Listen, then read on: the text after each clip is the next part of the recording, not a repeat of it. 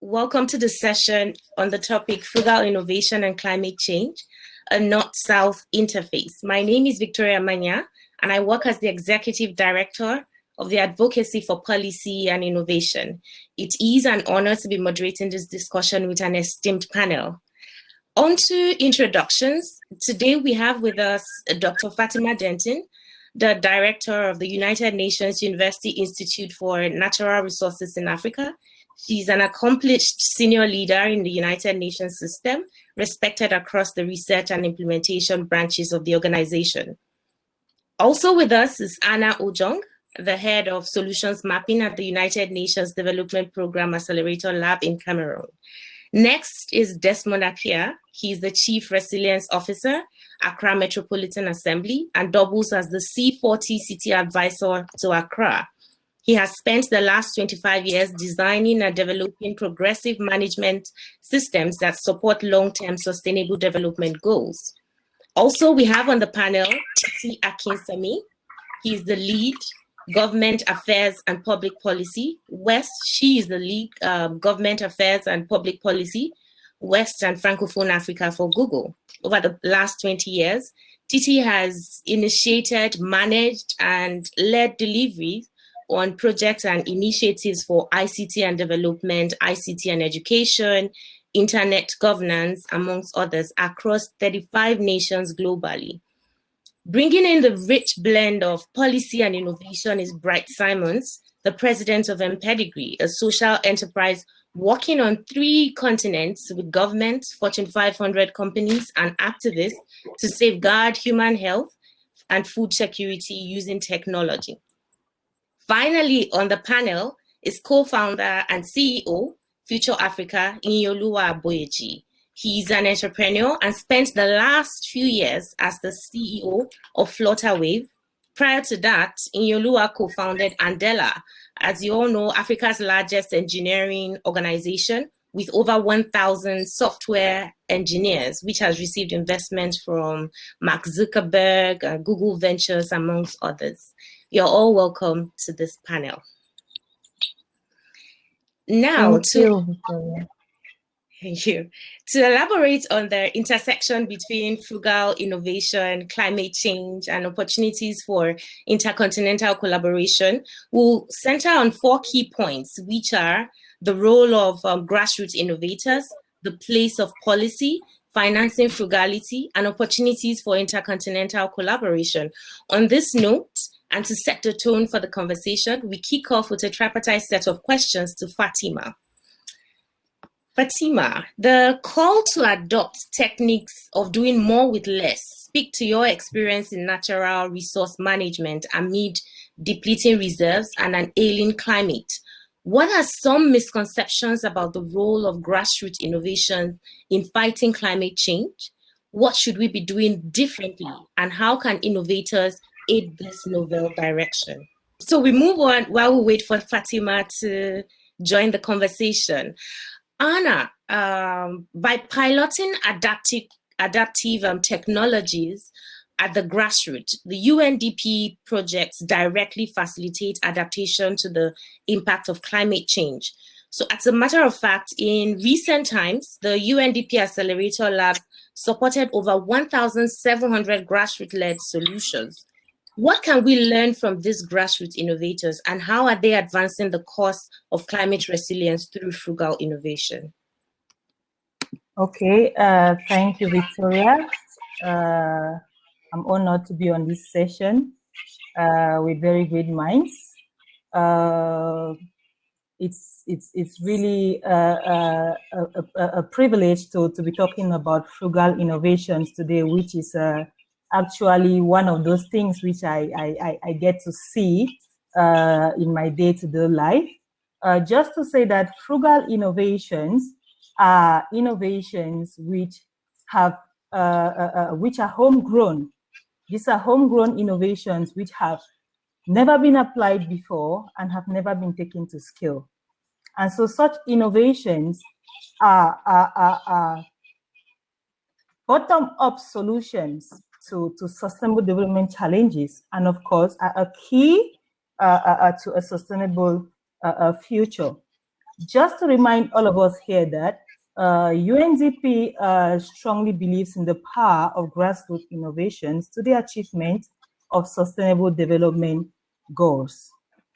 So, in looking at grassroots innovations, we explore the opportunities, we explore possibilities of actually coming into contact with persons who are considered as key instruments, key change makers of their communities. Grassroots innovators enable us to explore persons within communities as champions within their own communities.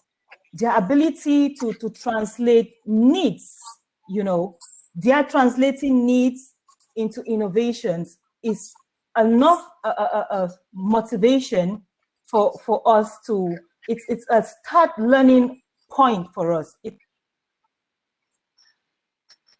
For all of us, these frugal innovations arise because there is a need, and by their mere ideas, simple techniques, low-cost means, are able to come up with these solutions that address the challenges, not just individual, but community, and of course, the communities around them, And we should bear in mind that these challenges sometimes do not affect them directly. It could be indirectly, but of course, and most of the time, inclusive and sustainable. The ability of these innovators to enable their communities and those around them adapt to climatic changes is a call to action for all of us.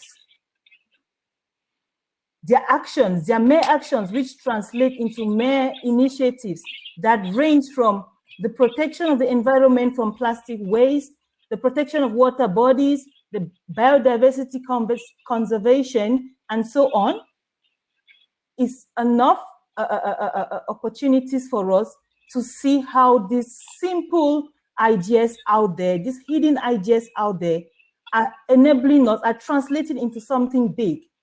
I could like to talk about two of such innovations which have successfully been supported by UNDP and two country offices. I will talk about Cameroon. The Cameroon country office through an innovation challenge was able to provide funding support to this local innovator, who by his idea was able to develop a mobile laboratory application, an application capable of enabling farmers to identify, to know the quality of their soil, to know, to limit the use of phytosanitary products, to improve their cost input, and of course, maximize farmers' productivity. Today, this application could be found on Play Store in 6 different languages, and of course, is used by almost 2,000 farmers across Africa. So let us not forget that the overuse of phytosanitary products during farming, there is a possibility that 70% of this product is not consumed by the plants. It is emitted into the atmosphere, which causes enormous dangers to the climate. But such initiatives from local innovators like Pirous Kuju from Cameroon are really things we must applaud. I'll go straight up to Ghana, where the country office was able to provide funding to a group of plastic waste transformers in Dakuman. They didn't end here, but they went ahead to introduce these innovators to policy makers.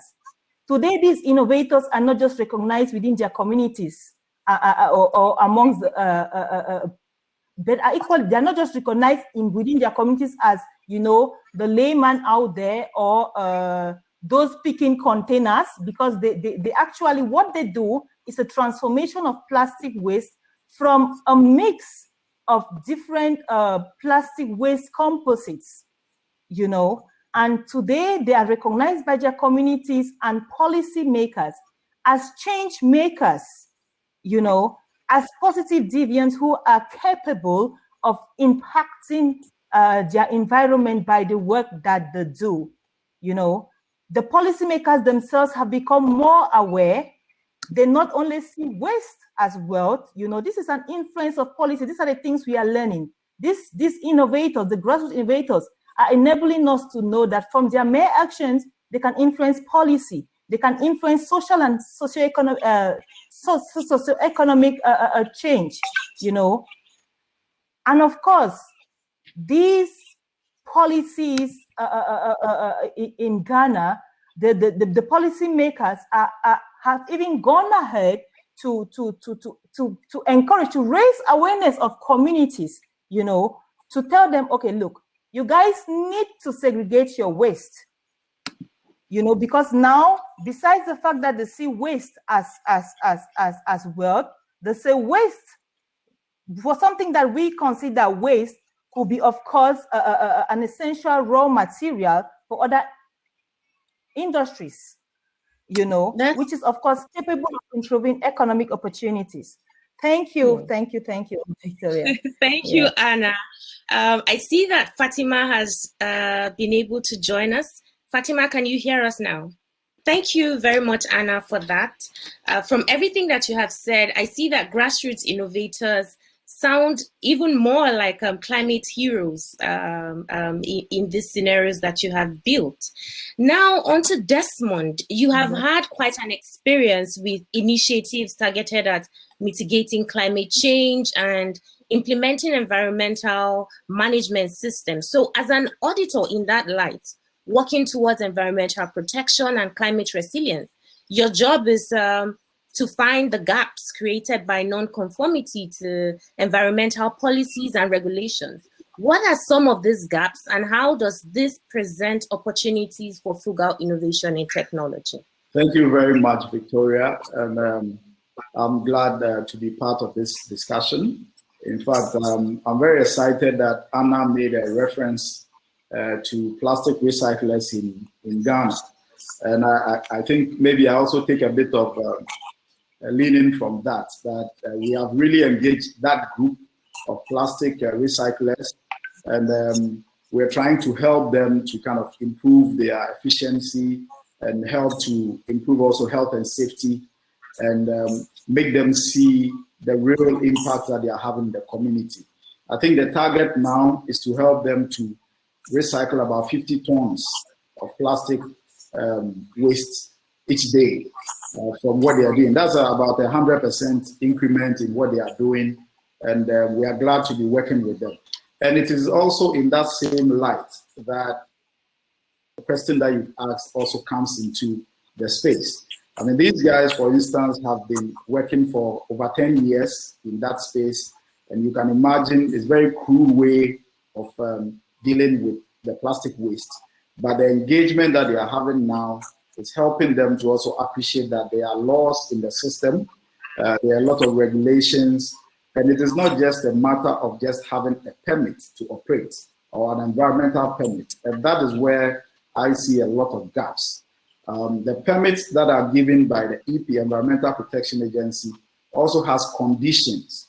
And most of the time, what we are seeing is that companies do not pay much attention to the conditions of the permit.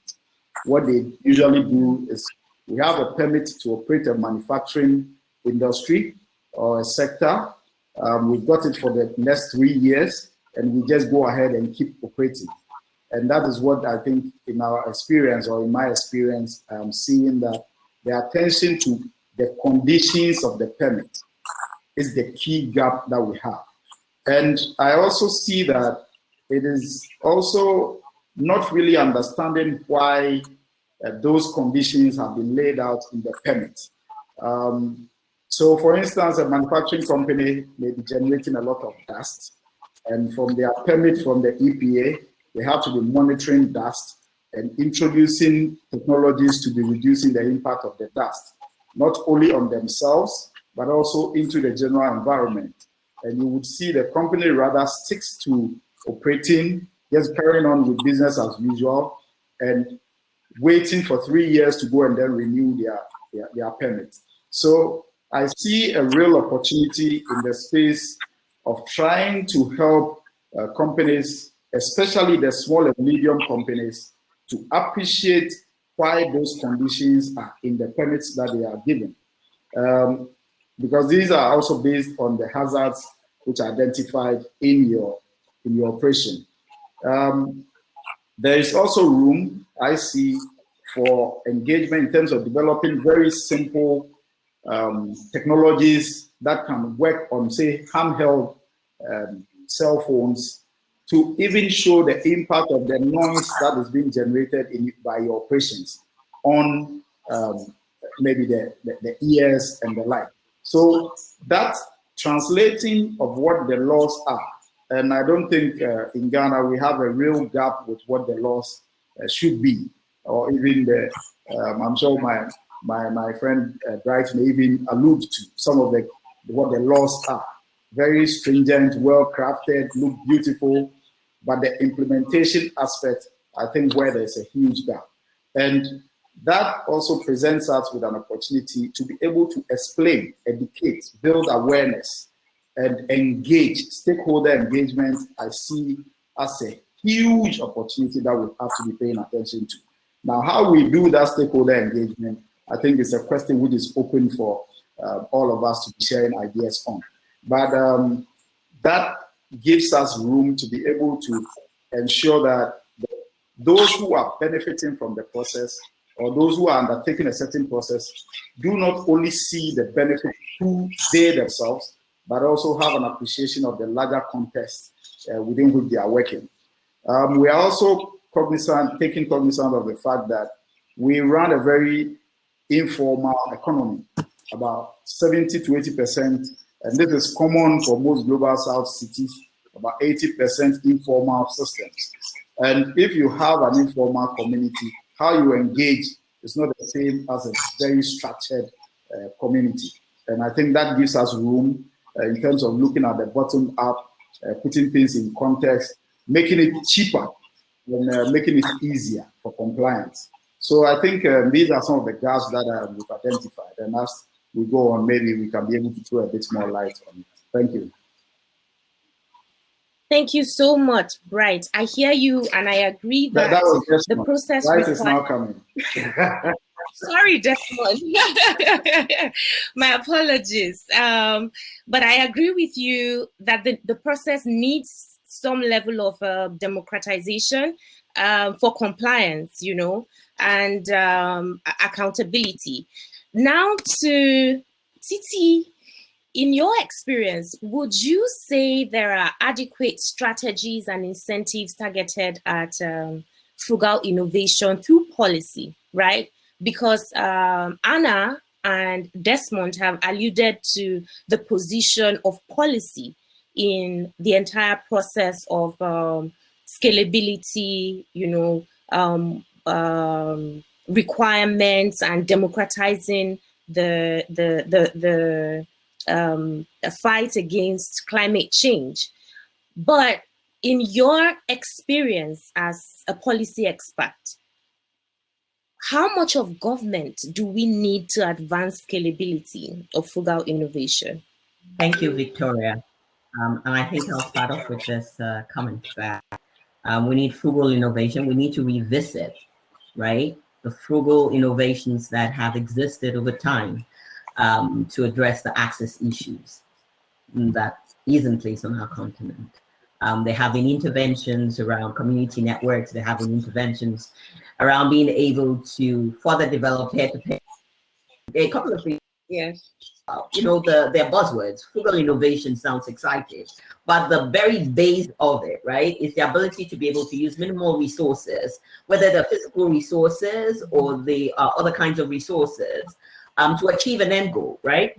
So if it's, like Anna has mentioned, like Desmond has actually mentioned, if it's rethinking our approach around building for sustainable environmental living, whether it's rethinking, I think it was day before yesterday, I was looking at a professor from the northern part of Nigeria. And part of what he had done was being able to combine the ability to be able to use mud bricks with what we call them, plastic bottles. And he built a really lovely home, right? On the outside, it was 37 degrees. Inside, it was 24 degrees. Now, those are examples of frugal innovation, making no assumptions, taking it away from what we will typically be able to see in terms of physical things, and thinking in the digital space. Me, I live my life in the digital space. I have done it for the last 20 years. I'm super excited the rest of the world has joined me now, right? Being able to spend more time online, and Fatima is back also. That is really good. Yay. So I will keep my comments to 3 quick things because I'm aware of time as well, so we can sink back in. And it's this: the ability to be able to look at existing traditional sectors, right? A lot of the strategies that have been in place is very much around looking at existing sectors, understanding the gaps. And when I say the gaps, not the gaps in terms of policy, but the gaps for the unserved. And I think the financial sector and the health sector on our continent has seen a proliferation, an increased number of interventions in this space, where there has been a tearing down or breaking down completely into the barest minimum. How do I get money from point A to point B?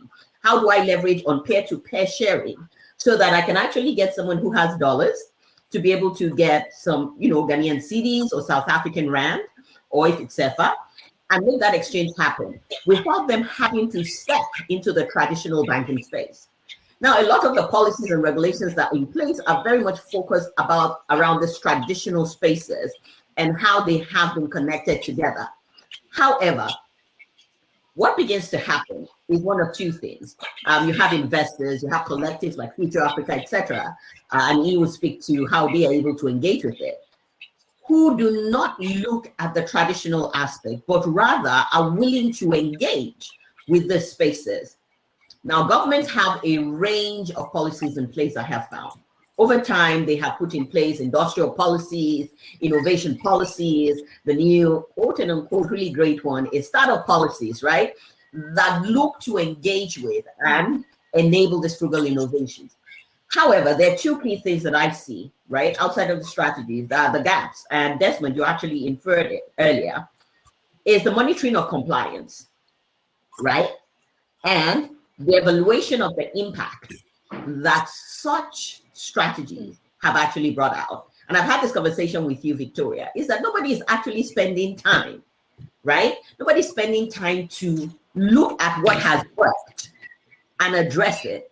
Rather, a lot of what we are getting, and I'm going to pause in a bit because I know this increases the conversation, is a reactive response from government, where it demonstrates a lack of understanding. As such, we have top-down policies that look to limit these innovations, irrespective of sector, right?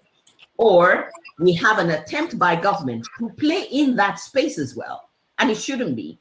Some of the other strategies, that have successfully worked in other spaces, and I will speak to Mauritius, for example, is sandbox policies that create a quote unquote, nothing is perfect, a protective environment for either investors or innovators to be able to operate.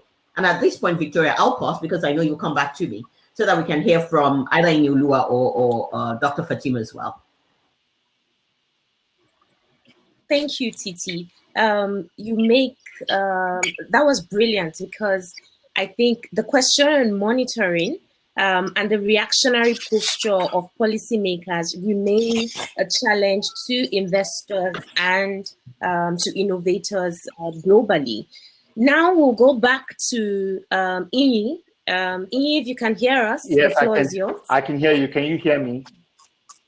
Yes, please. Yes, I was joking in the chat that I'll have to use my frugally innovated internet to. So we have to innovate by just hearing my voice rather than seeing my face. So back to the point I was making, the context is New York is a city of maybe 15, 17 million people. And New York has a budget that is twice the capital budget of Nigeria and Kenya. Both of which are easily about 300 million people.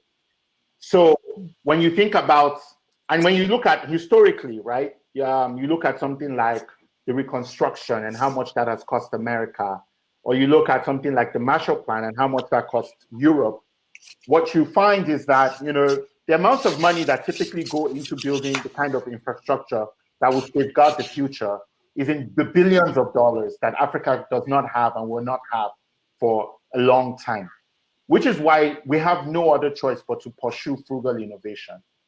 And my favorite example of frugal innovation is the mobile phone. If you estimated, and I call it the most successful venture investment of all time, right? If you did a math equation to decipher how much in cable, resources, licensing, so on and so forth would we need to be able to lay and connect the entire country to fixed phone lines, versus what it would cost for us to do this now with the mobile phone and cell towers. I'm sure there would be a light and day difference in the cost of the infrastructure. And that's another pointer to why frugal innovation is required. So now back to your question, the opportunity is that you have a continent that's likely to be more than half of the world's working population over the next 20 years. This is not 100 years from now or 50 years from now. By 2035, Africa will be more than half of the world's working population. And this population does not have the resources and is unlikely to be able to access the resources that previous civilizations had for development. Now, if you take a look at the challenges that they face, they're all wicked problems in the sense that these are problems that cannot be solved by a unilateral action. You have to come with an ecosystem of actions. So you take something like education. How do you educate a continent where you have another 400 million children coming and an existing 30 million plus kids already out of school? How many school buildings, how many teachers do you want to build to educate all those many children? Clearly, the old paradigms of establishing education infrastructure cannot work. And the only thing you have is a budget constrained populace, new technology that can now become infrastructure, like tablets and internet. And essentially, people who don't have a lot of income, but are willing to work hard to create value and earn their income. So when you think about all these different things, you start to see what emerges is a huge opportunity, not just for Africa, but for the world, for all of us to be able to innovate within the bounds of what Africa has. And by so doing, create new categories of opportunity that can actually scale to the rest of the world. I'm going to give one quick example and then I'll close. Many of you might know about an interesting company in the US called Lyft, Lyft. Lyft is a $1 billion company listed on the stock exchange, and it's very similar to Uber. And the founders of Lyft, in an interview I read the other day, said they got the idea for Lyft when they were serving as Peace Corps members in Zimbabwe. And what were they doing? What did they see? Well, you see, in our local communities, we have something in Nigeria, we call it along. So I'm going along the same route. I just enter the car and I get dropped off, right? And they were like, they saw that and they thought it would be really cool for them to be able to bring that concept to the US, right? And we do that because many people can't afford cars. In my country, car ownership is 2%. And there's no credit to buy cars. So nobody has cars. So naturally, what makes sense is for you to ride share if you want to move from one place to the other, because there's no cars, there's no public transportation, nothing of that sort. And the government doesn't have money to give you cars or to establish public transportation or maintain it. And that was the concept that Lyft was born out of.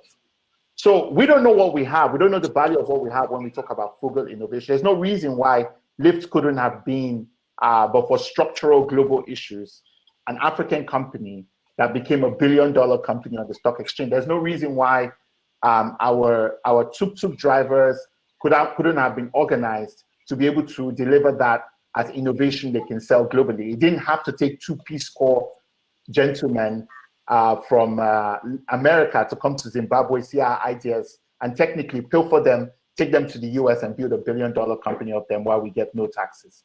So we have to take this extremely seriously, and hopefully the next lift can be born out of our countries rather than some Peace Corps guy who grifts us. Thank you. Thank you so much, E. Thank you. I hear you.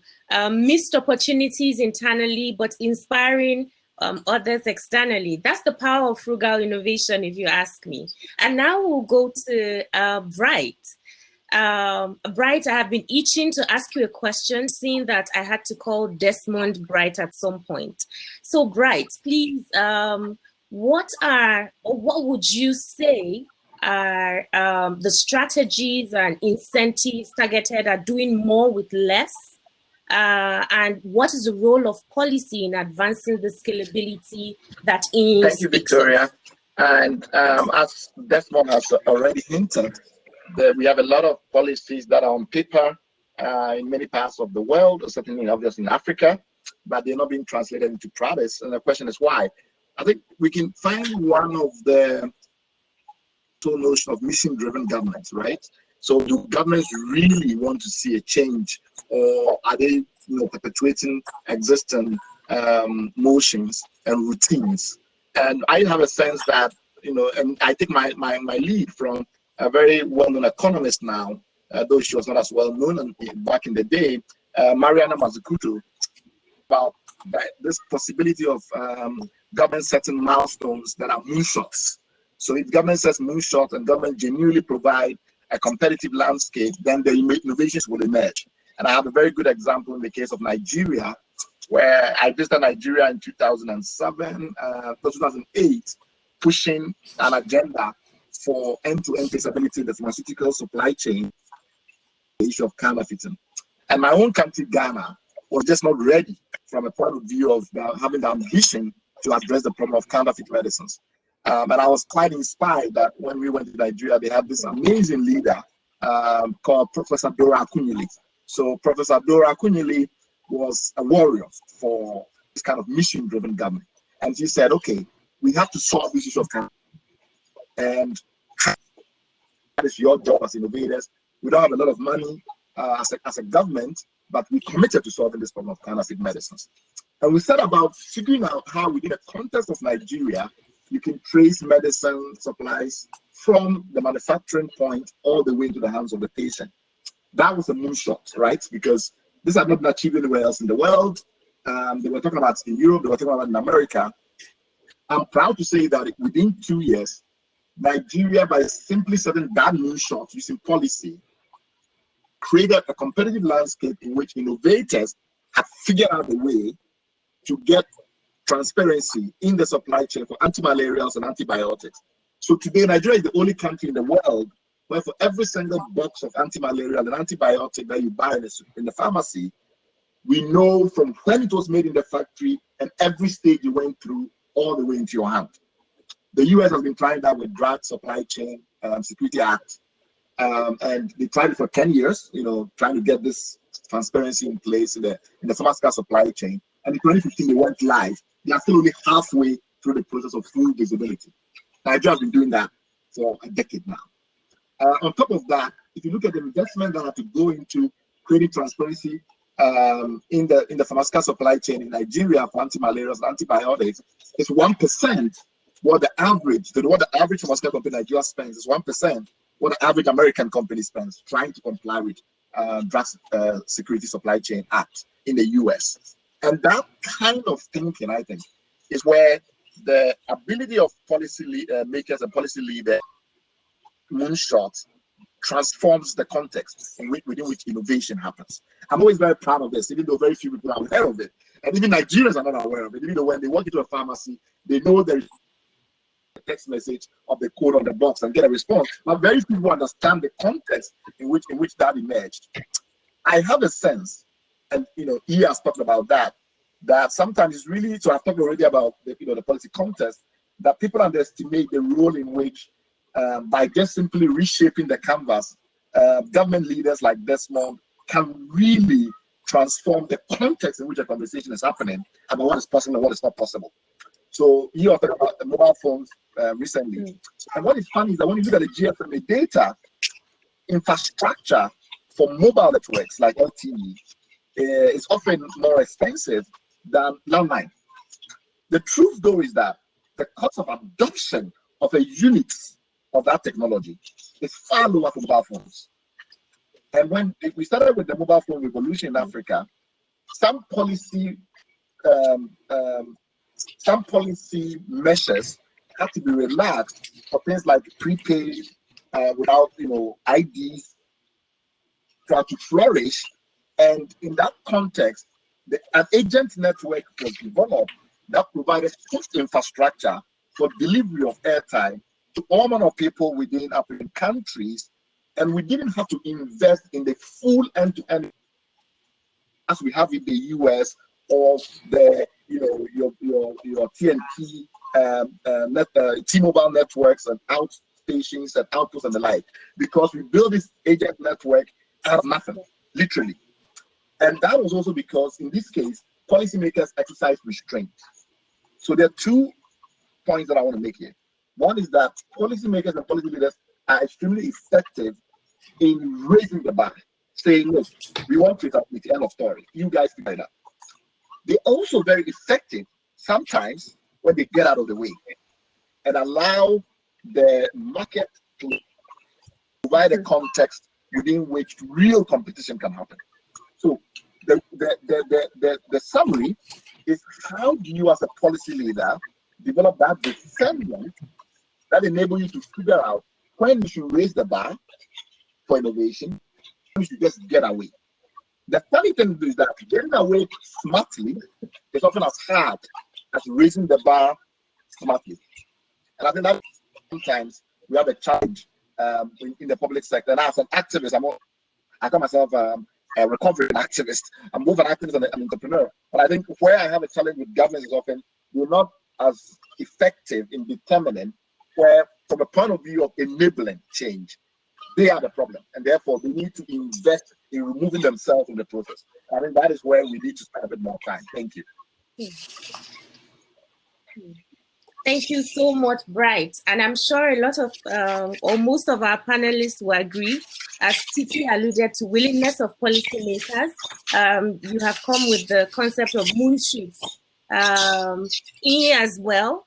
So now we'll go back to Fatima. Fatima, I hope that the network allows us to hear from you now. Hello. Can you hear me? Okay.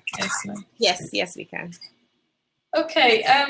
So I think I missed some parts of the conversation and had. I think I came in when Desmond was speaking. But I wanted to sort of offer a slightly different perspective, because I'm coming at it from a climate change perspective, and I sort of wanted to ask slightly different questions. And I think mine are more questions than answers, really, because I'm still sort of trying to get a strong handle or better handle on frugal innovations. So I think my sort of first set of questions are around whether frugal innovations can actually help as a leveraging tool, I would say, for climate action. So I think, that's an important question for me to better understand whether there is that possibility. The second one is basically whether frugal innovation can be a regulator for social justice. And I'll elaborate on that a little bit to help understand what I mean by that. And I think thirdly, because we are facing an implementation gap, especially with regard to the SDGs, I think it would be good to get a sense of whether we can reboot or restart or, I don't know any of those words, but is there a possibility to reset the dials with frugal innovations and sustainable development? And I think lastly is, if this is a technology led sort of growth that we're looking at, can it then be a regulator? Can it be an equalizer rather? Can it be an equalizer, and can it encourage greater inclusivity?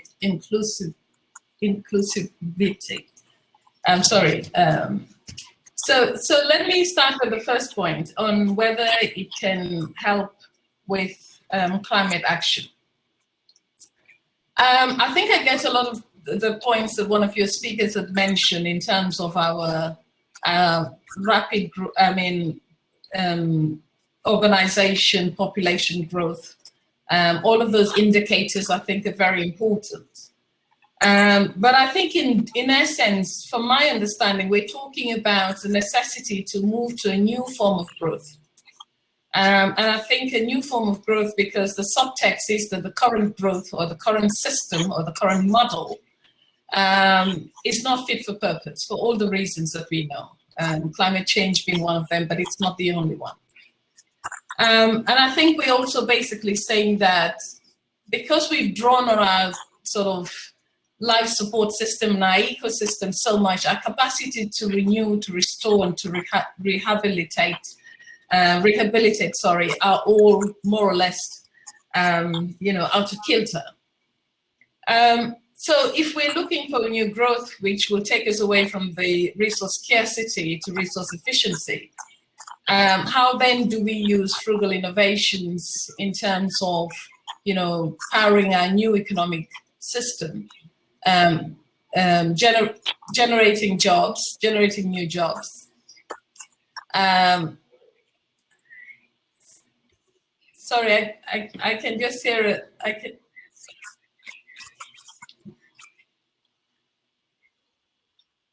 You can hear an echo.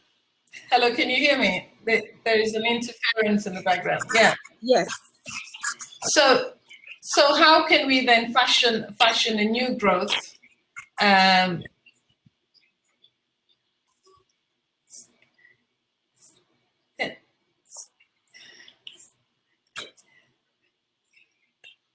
Okay, sorry, there was a interference in the background.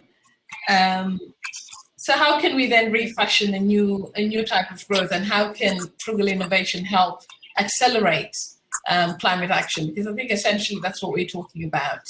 If we're going to move to a new model of growth, how can we use frugal innovations as an enabler, but also as an accelerator, and also to some extent as a regulator? And I wanted to come to the other point about, and maybe in that sense we have to ask ourselves about, how do we do this by staying within the current carbon budget? Because we obviously have eaten a lot into the carbon budget. So how do we enable a new system whereby we can stay within the current carbon budget and we can provide incentives to ensure that we're not, again, out of control in terms of our emissions? But I wanted to provide another perspective, which is frugal innovations as a regulator of social justice. And I wanted to look at it from a political economy perspective, and basically to ask ourselves, whose frugal innovations are we talking about? I feel like we probably need to challenge a little bit the whole concept. And who takes the lead? Who takes the lead? How do we give it scale? Who controls the orientation, I think, is important. I think these are not political economy neutral. Especially because there's an economy element of it at the very bottom of this whole thing. At the very heart of it, we're talking about business initiative enterprises and new forms of growth. So there's an inherent economic rationality at the bottom of it. But I also want to add that in many countries in Africa, because of the, I'd say, communitarian structure, traditional structure, many of our populations are well rehearsed in frugal innovations. They have frugal reflexes. They have been doing frugal innovations for a long time. So I think there is a thing or two that we can learn from them. So I think there is a sense that how do we then shift, the dynamics slightly so that we place a lot of emphasis on endogenous innovations and development, on endogenous learning, and we try to shift the power and governance structures a little bit, because I think a lot is now weighted, sometimes very much weighted against local choices and control. So for me, there is a need to see how we level the playing field here. There are several structural barriers that are already there that we need to overcome. There are social dynamics that might also affect the scalability of frugal innovations. There are issues of trade-offs that we need to look at. I'm in Ghana, and this morning I read an article where the president of Ghana has commissioned, I think, the West Africa's biggest steel factory. And this is operating under Ghana's policy of one district, one factory initiative. Now, for me, I think there's a slight problem in the sense that much of what we want in Africa, much of our development ambition needs are very much in heavy industry still. So we do have now a huge responsibility to see how we can develop otherwise, how we green our industrialization, because if we want to produce more steel, if we want to be able to build more houses, a lot of those needs and the inputs that we need are going to be in heavy industries. So I think many countries in Africa have a very, active industrialization ambition. It's in almost all of the development plans. So how do we do this with frugal innovations in mind? And my last point, I guess, is the point about digital transformation. And I think a lot of that has been said already, but it would be good to see how technology doesn't become, becomes an equalizer and doesn't actually leave people on the periphery. I think digital transformation, we're talking about the fourth industrial revolution. We have done a study recently where we're saying that in Africa, out of the 66 elements that are going to be essential for the fourth industrial revolution, especially in terms of rare earth minerals, that 44 of those are in Africa. So how do we get ahead? Because this is also a continent that is actually well rehearsed to a lot of plunder and loot and of our natural resources. So how do we ensure that this time round, we're much more savvy and we're ahead of the curve, and that we're not going to be open to, further predation? So those are some of the questions that I have in terms of, and I think I like the fact that somebody has made the point about the informal sector, because I think we can actually use the informal sector as a litmus test. They're very often also very much wedged on the periphery. And so if we want to scale frugal innovation, we can actually use informality and informal groups to see how we could give it more scale and how we can test many other sort of technological options as well. Thank you. Yes. Thank you so much, Fatima. And I agree with you that unlike the usual narrative that informal sector is the problem, the informal sector actually presents a platform for frugality to tackle wicked developmental problems, as alluded to by Desmond. I also agree that the catch-up syndrome in the current development narrative that centers on industrialization, needs to be addressed. And shifting the dynamics is also a function of inclusivity and epistemic justice. Thank you so much, Fatima. Now we're, due to the slight hitches we've been having, we have a short time to address the next sets of questions. And I can see in the comment section that some people have or are asking similar questions that we already have on the schedule for today. So Titi, we'll come back to you. How can governments around the world foster mutually beneficial policies and collaborations to embed the learnings from grassroots innovation in policy? So I'm going to take a step back and say that before there can be external collaboration, there has to be an internal understanding within the various units of government in a country. So they speak to each other and they can learn from each other. Bright was referring to the pharmaceutical sector and the work that's been done in Nigeria, etc. how can those learnings in that space be taken up by the food industry in Nigeria and applied? That needs to happen before we can fully, allow me to use the words, lean into engaging with and collaborating across and with other countries. I mentioned that to then go to this point, that on the African continent right now, we have the African Continental Free Trade Agreement, absolutely brilliant, well planned out, would work great if across countries there's cooperation. I'm a Nigerian by birth, an African by choice, meaning I identify as Ghanaian, even though sometimes there are people in Ghana who don't think I'm Ghanaian. I identify as South African.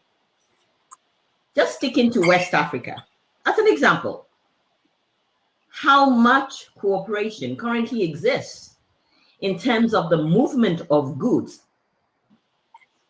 as led by some of the policies that have been in place historically by ECOWAS between Nigeria, Ghana, and Senegal. I'm just talking about the three key economies in that space.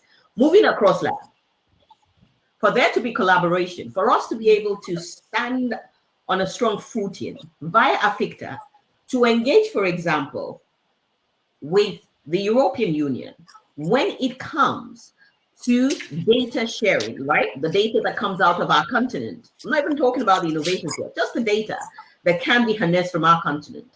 For us to be able to stand on a stronger foot, one of the first few steps everywhere is that there needs to be a better harmonization around the laws that speak to our data, right? So there's data.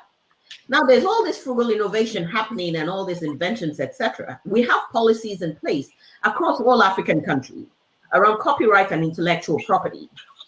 However, you know, I mentioned earlier when I first spoke around monitoring, implementation, and evaluation of these laws. How effective are they? Our copyright and intellectual property laws, how well placed, how well understood are they as to how they speak to incentivization when you harness your intellectual property, when you have innovation? Again, irrespective of sector, how well known is it?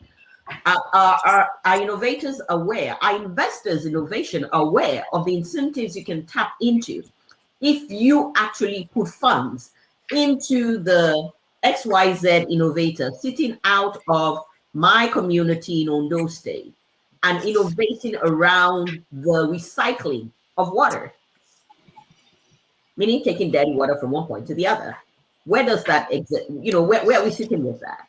So for us, for there to be collaboration with the rest of the world, right? For us to be able to lean into, in a sustainable way, the North-South cooperation, we as a continent need to be able to collaborate a lot better. That is where our strength and our power lies. Whether it's in harnessing innovations that are coming out of the fintech sector, being able to make M-Pesa successful as it was in Kenya, and translating it to South Africa successfully, which historically it's not been able to do, right?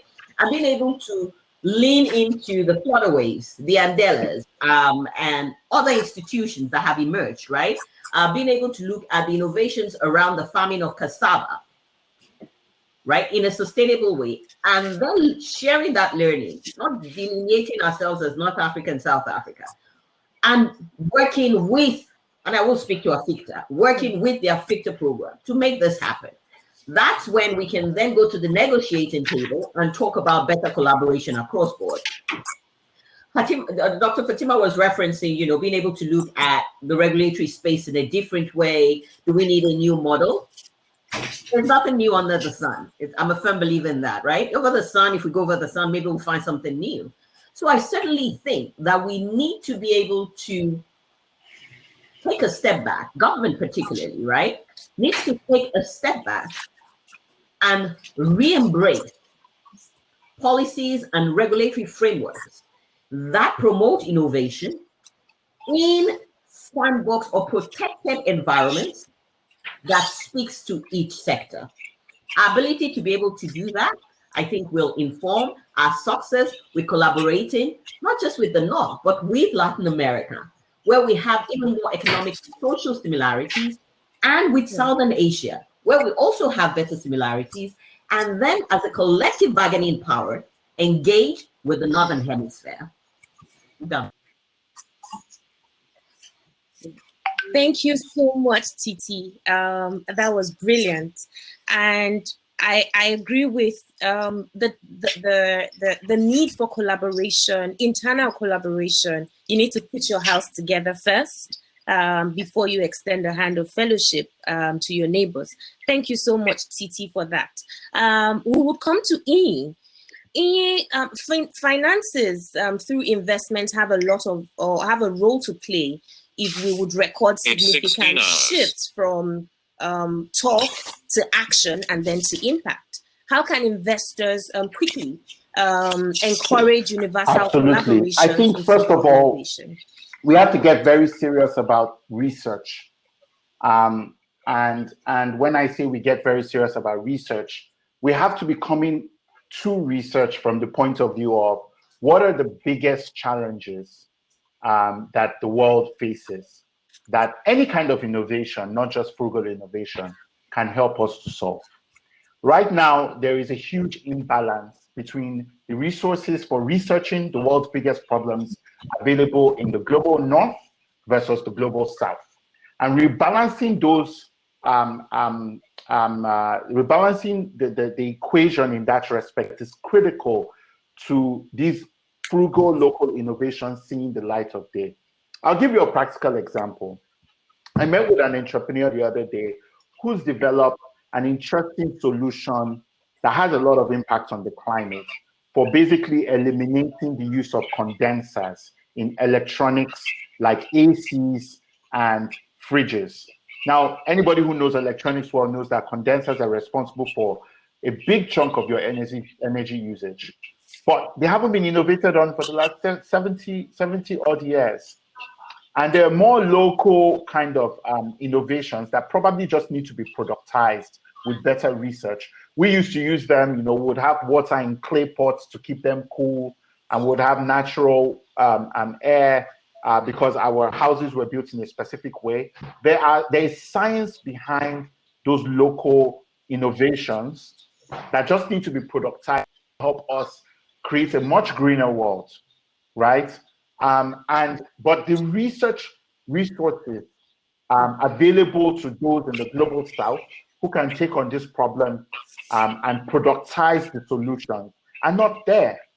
And I think it's an injustice, but also we're really kidding ourselves, right? If we think that all the solutions for problems in the global south will come from the global north, right?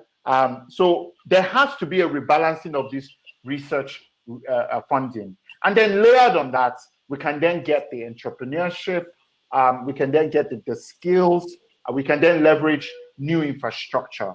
But if we don't get to the heart of this imbalance in research funding between the global north and the global south, we won't be able to solve these problems, and we will good money after really bad innovation in the global north.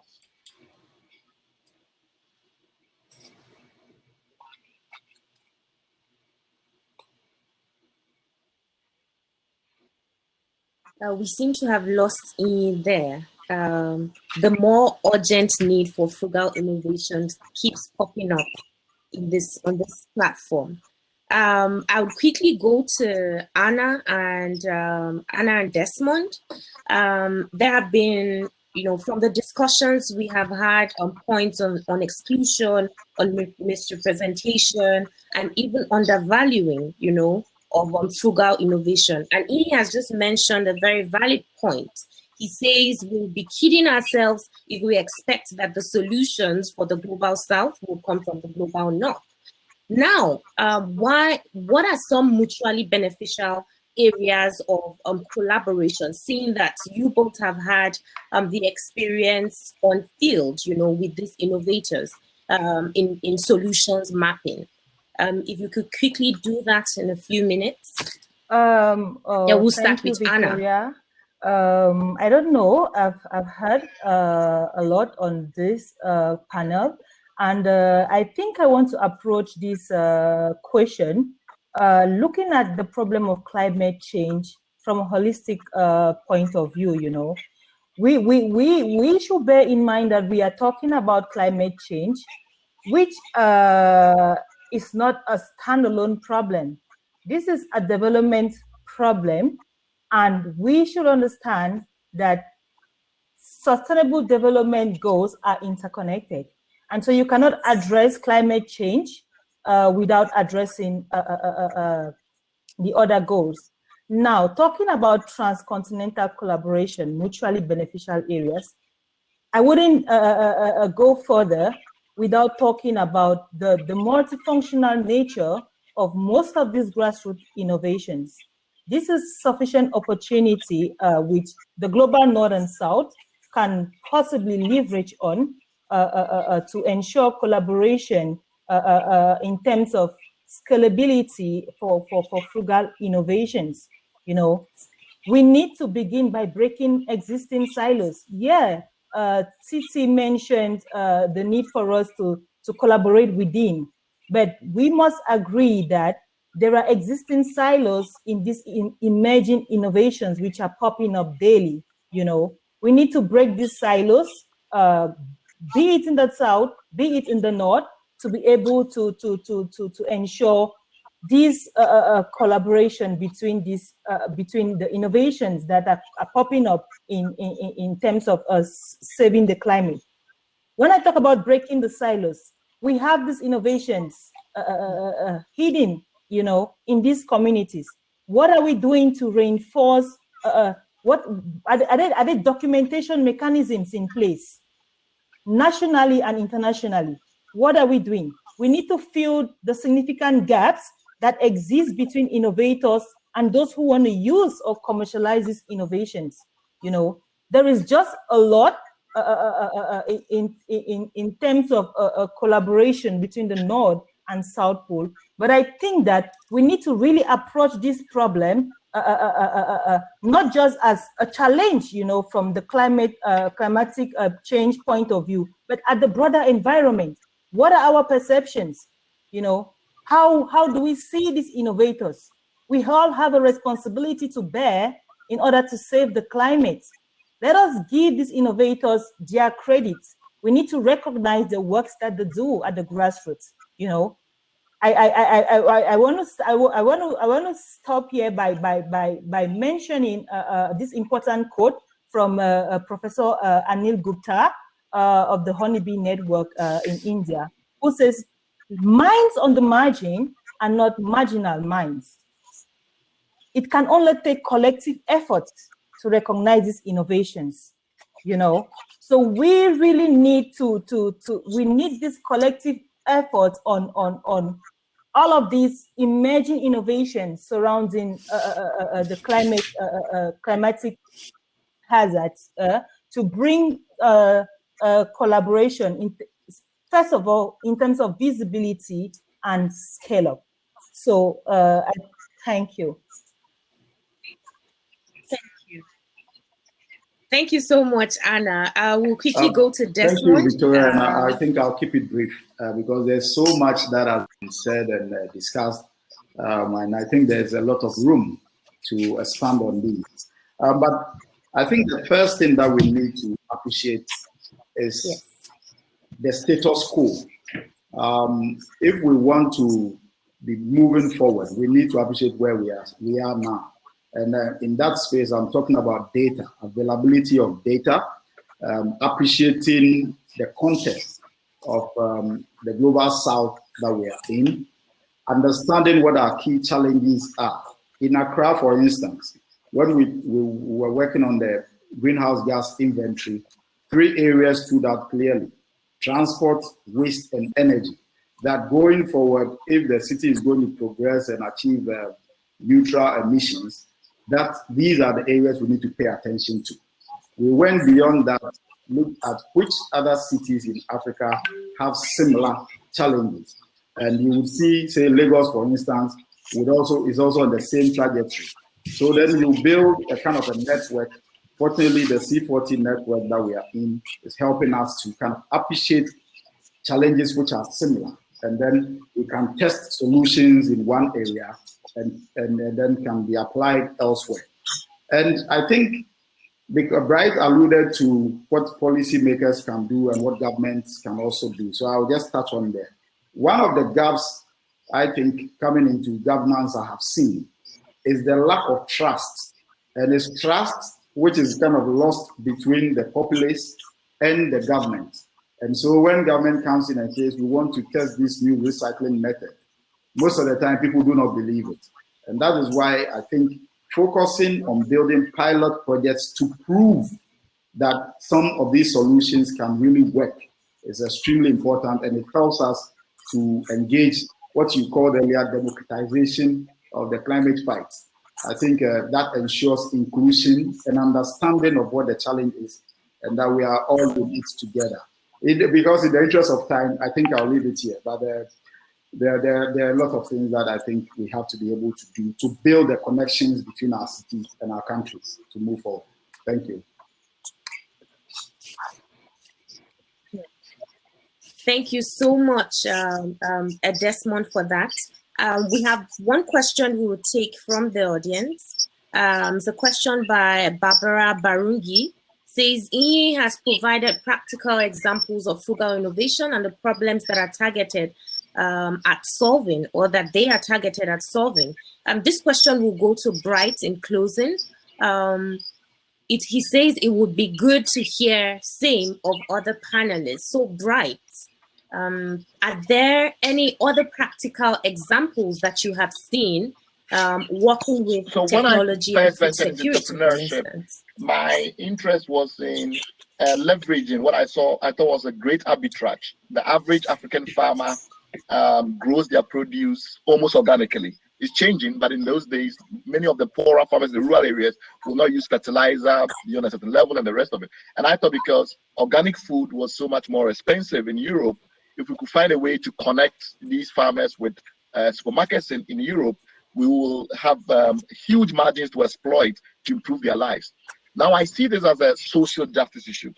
Take the famous carbon credit scandals that we've seen in recent times, where people go to the global south because it's cheaper to build offsetting projects. But the problem that I build these offsetting projects is that the carbon offsets are too cheap, and so there's no real additionality in the sense that industrial producers and the like have no reason to cut carbon. So my point is that social justice becomes a very critical element given the context we're in, which is the crisis of capitalism and the inclusivity issues that have been raised and the rest of it. So I think the examples that I have seen in the area of carbon trading, the area of cap and trade, in the quotas for addressing climate change and the rest, tells us that the social justice issues, the political economy issues, the issues of parity between global south and global north that we've discussed on this platform are the critical issues that in the general mainstream discussion is often marginalized. And until we place them in the primacy that they deserve, we're going to struggle because we're going to focus on technical solutionist approaches to the problem and ignore the underlying unfair structures that perpetuate these problems. Thank you.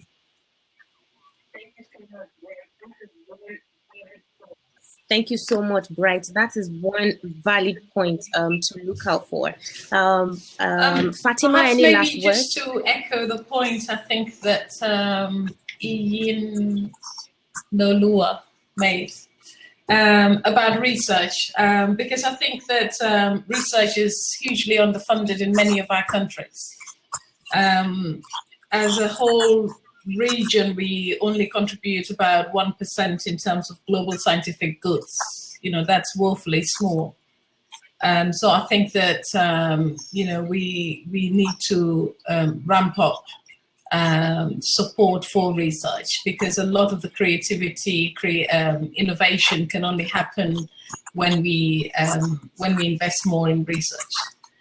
The other point I wanted to make is that if Frugal Innovations is about a transition, a new transition, then I think it becomes important to ask ourselves, you know, how fast do we travel towards that transition? I still think that there is, you know, a speed of travel as well as a direction of travel. And I think that those who have the resources, those who have the capacity and the infrastructure, perhaps might maybe take the lead also in terms of traveling faster. And the last point is that I think we need a complete, we need to look at how we support entrepreneurs. I think in Africa, entrepreneurs are not often respected in quite the way that they deserve. They can be doing their own innovations, almost in an oblivious manner. So I think we need to find ways of creating entrepreneurial spaces, innovation hubs, in ways that would really, boost also the perception of entrepreneurs and what they do and how they contribute to the economic structures and systems. It's a whole value chain approach that I think we need to change. Thank you so much, Fatima. Thank you to all the panelists. You have been brilliant. We've had quite an inspiring session. We apologize for going over time. And one fact is certain from all that has been said today: closing the gap between innovation, climate change, and other wicked problems will require bridging the gap between communities, both rural and urban, between the global north and the global south. It will require most of all collaborations at various levels of human interaction, and most of all, including the most marginalized in charting a path towards collective resilience.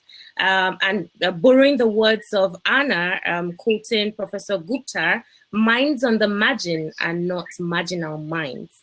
Thank you to Skoll Foundation for making it possible to have this meaningful conversations, and thank you to the participants for watching. Sorry we couldn't take all your questions, but you could direct them to the Skoll Foundation, and our speakers would be available to attend to them. It is bye for now. Thank you.